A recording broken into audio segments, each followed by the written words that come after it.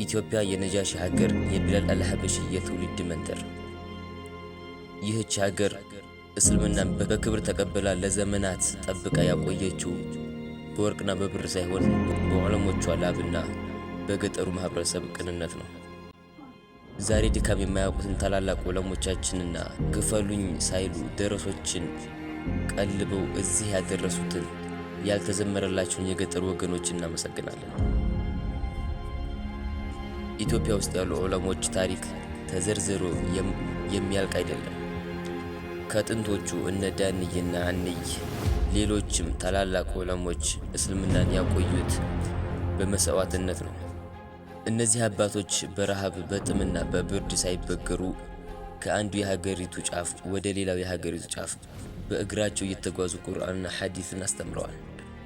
ደሞዝ ስጡኝ ስም አውጡልኝ ሳይሉ አላህን ብቻ በመፍራት የዲኑን ችቦ ለትውልድ ያስተላልፈዋል። ዛሬ የምንጠቀምባቸው የፊቅህ የነህውና የተፍሲር መጽሐፍት በእነዚህ ዑለሞች ብዕር የተከተቡ በእነሱ ትግል የተጠበቁ ናቸው። እንደ መረጃዎች ከሆነ ከኢትዮጵያ ሕዝብ 80% የሚሆነው የሚኖረው በገጠር ነው። ይህ ማህበረሰብ ነው እንግዲህ ለዘመናት እስልምና እንዳይጠፋ ትልቁን ድርሻ የተወጣው። አንድ ደረሳ ከቤተሰቡ ተለይቶ ኪታብ ለመቅራት ሲሰደድ የሚቀበለው የገጠሩ ማህበረሰብ ነው። የአላህ እንግዳ ብሎ ቀለብ ሰፍሮ ቆሎ አስሮ ማዕድ አጋርቶ የሚያሳድገው ይሄው ምስኪን አርሶ አደር ነው። ዛሬ ምን እንበላለን ብለው ደረሶቹ እንዳይጨነቁ የገጠሮቹ እናት የራሷን ልጆች አብላልታ ደረሳውን ታስቀድማለች። የቀሪያ ስነ ስርዓት በኢትዮጵያ ሙስሊሞች የትህትናና የፍቅር መገለጫ ነው።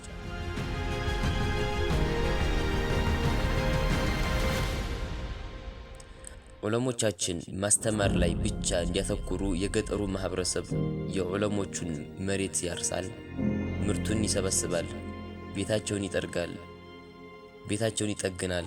ይህን ሁሉ የሚያደርገው ግን አንድም ቀን ክፈሉ ሳይል በኢኽላስ ነበር። እነዚህ የገጠር ሰዎች በቲቪ አይታዩም፣ በራዲዮ ስማቸው አይጠራም፣ በዩቲዩብ ላይክ እና ሼር አይጠብቁም። ነገር ግን አላህ ዘንድ ትልቅ ስም አላቸው። ያለነሱ ደግነት መሻይኾቻችን ማስተማር አይችሉም ነበር። ያለነሱ ልግስና ዛሬ የምናያቸው ዓሊሞች አይፈጠሩ ነበር። እነዚህ ሰዎች የኢትዮጵያ እስልምና መሐንዲሶች ናቸው። ግን ግንባር ቀደም ሆነው ሳይሆን ከጀርባ ሆነው ዲኑን የደገፉ ታላቅ ህዝቦች ናቸው።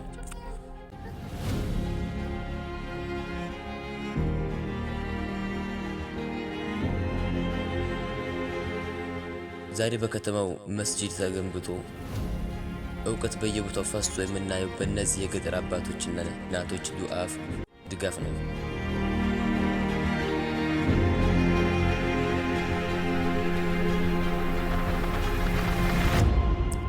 ዑለሞቻችን የብርሃን ምንጮች ከሆኑ የገጠሩ ማህበረሰብ ደግሞ የብርሃን የሚሆን ነዳጅ ነው።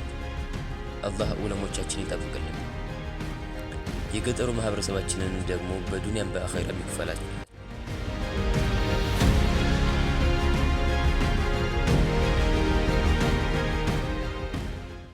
ይህን ዲን እስልምናን ከዚህ በላይ እንደጠቀስነው የኢትዮጵያ መሻይኾች ብር አምጡ፣ እረሱልኝ፣ እረሙልኝ፣ ውቁልኝ፣ አካፍሉኝ፣ አብሉኝ፣ አጠጡኝ፣ አልብሱኝ እንዲሁም ስልጣን ስጡኝ ሳይሉ በኢኽላስ ብቻ እዚህ ያደረሱትንና የገጠሩን ህዝብ ወንድ ሴት ሳይል ደረሶቻቸውን ቀላቢ በመያዝ እንደ ለማይ ሳያይ ልክ ውለታ እንደገባ እየቀለበ ከዚህ አድርሰውታል።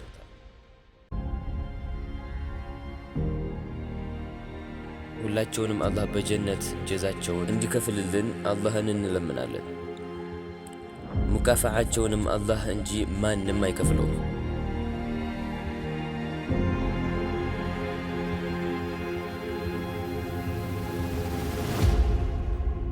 እንዲሁ ሆኖ እንዳለ እንደውም ከሳቸው የቀረ አንዳንድ የአካዳሚ ትምህርት የወሰዱ ግለሰቦች ፖሊሲውን እንቀይራለን እያሉ ይገኛሉ። ቁርአኑንም ሐዲሱንም ሌላውንም በእነ ሷሊህ ፈውዛን በበርበሃሪ ኪታቦች ለመቀየር ይመስላል።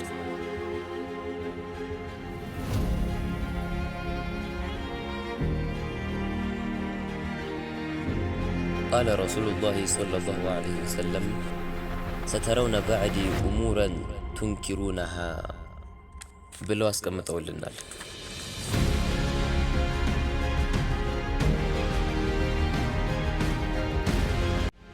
ፊቅሁን ሐዲሱን በቢድዓ ቁርአንያንን በማለት ውስጡን ጦርነትን የነበረው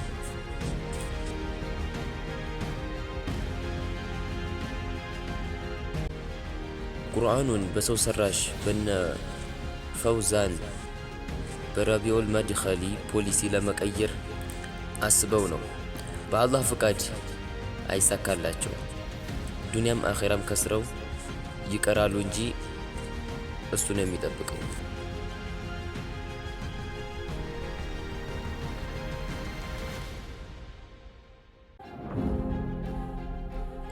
ነቢያችን ዓለይሂ ሰላቱ ወሰላም ኸይሩል ቁሩኒ ቀርኒ ሱመ ለዚነ የሉነሁም ሱመ ለዚነ የሉነሁም።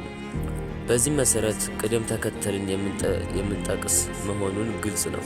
ግን አሁን የሚታየው የሚሰራው የቀድሞ መሻይኾችንም ሆነ የመማር ማስተማር ፖሊሲ እንቀይራለን የሚሉ አካሎች ከዚህ በላይ የተጠቀሰውን ሐዲስ የሚተረጉሙት ከነቢያችን እስከ አሁን ድረስ ሳይሆን ወደ ኋላ ይመስላል።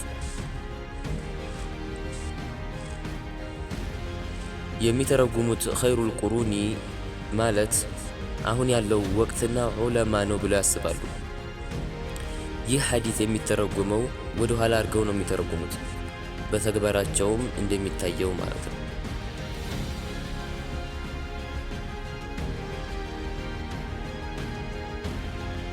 ስለዚህ ከነዚህ አፈንጋጭ አስተሳሰቦች ለመራቅ ግዴታ መሻይኾችን የእነሱ መስማትና የተናገሩትን ልብ ብሎ መገንዘብ ያስፈልገናል።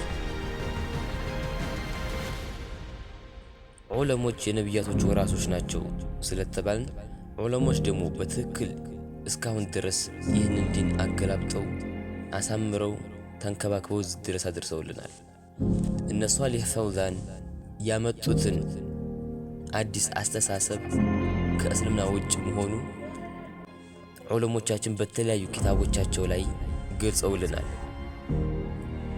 ይህ እስልምና ደግሞ እድሳት አያስፈልገውም፣ አስለን የታደሰ ነውና ማለት ነው።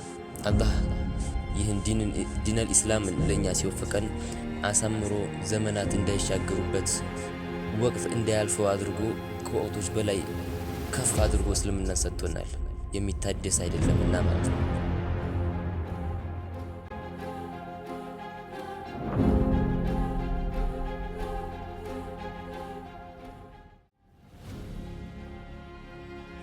ይህን ታላቅ ታሪክ የያዘን ቪዲዮ ለሁሉም በማጋራት እንዲሁም እናንተም ላይክ፣ ኮሜንት በመጻፍ ለሁሉም አጋሩልን እላለሁኝ። ቢላል ነበርኩኝ በቢላል አሽዓሪ የዩቲዩብ ቻናል። ወሰላሙ አለይኩም ወራህመቱላህ።